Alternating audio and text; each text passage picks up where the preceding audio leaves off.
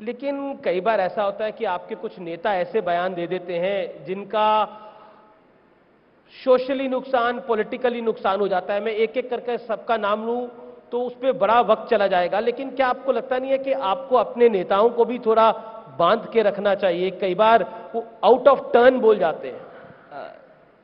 हमें अपने नेताओं को बांधना चाहिए, बीजेपी को अपने नेताओं को बांध के रखना चाहिए। क्या मां सीता के बारे में टेस्ट ट्यूब बेबी आप बोलेंगे?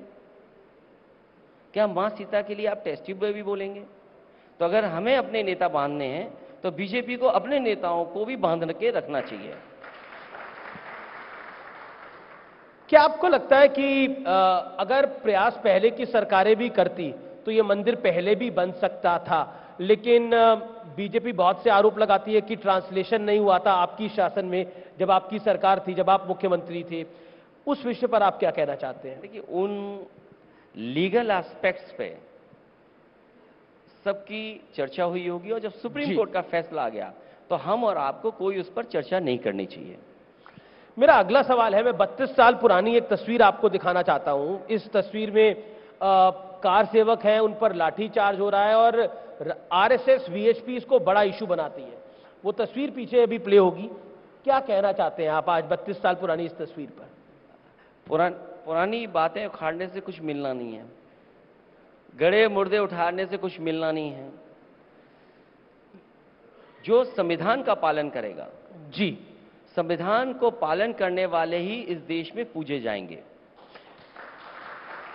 शिवपाल जी, जो कि आपकी पार्टी में बड़े नेता हैं, वरिष्ठ हैं, उन्होंने बयान दे दिया कि अगर लाठीचार्ज और गोली नहीं चलवाते तो क्या करते? संविधान का पालन करना था हमें। मैंने आपसे क्या कहा? बाबा साहब भीमराव अम्बेडकर जी का जो संविधान है, जो संविधान के पक्ष में होगा, जिसने संविधान बनाया हम उसे भी आज पूछते हैं, जो संविधान के पक्ष में खड़ा होगा हम उसका भी सम्मान करेंगे। क्या आपको लगता है? और जब आप शपथ लेते हैं तो आप शपथ संविधान की लेते हैं, आप शपथ किसी और चीज की नहीं लेते हैं। क्या आप शपथ बदल सकते हैं? मैं कहता हूं कि क्या कोई शपथ किसकी लेगा ये बदली जाएगी? हम सब जब कभी किसी पद पर पहुंचते हैं, उस पद पर शपथ हम संविधान की ही लेते हैं। लेकिन एक सवाल, क्या आपको 32 साल पुरानी वाली घटना जो हुई, आज की तारीख में जब राम मंदिर बन रहा है, तो उसका अफसोस है आपको?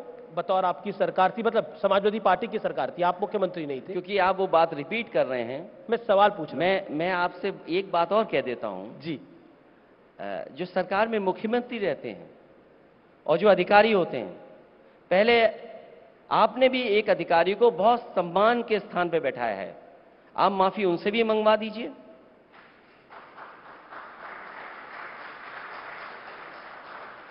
पॉलिटिक्स एक परसेप्शन का बहुत बड़ा खेल है। क्या आपको लगता है ये राम मंदिर के परसेप्शन में जिस तरह से दिग्विजय सिंह का बयान आया, विपक्ष के नेताओं का बयान आया, स्वामी प्रसाद मौर्य का बयान आया, या फिर और कुछ कांग्रेस के नेताओं का, एक कर्नाटक के मंत्री हैं उनका बयान आया, उस सब का नुकसान हो रहा है आपका? क्योंकि गठबंधन है इंडिया अलायंस, इसलिए मैं सवाल पूछ रहा हूं आपको।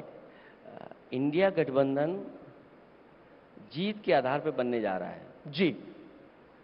इंडिया गठबंधन और पीडीए हमारी रणनीति भारतीय जनता पार्टी के एनडीए को हराएगी, पीडीए एनडीए को हराएगा, और पीडीए ही हमारी रणनीति है।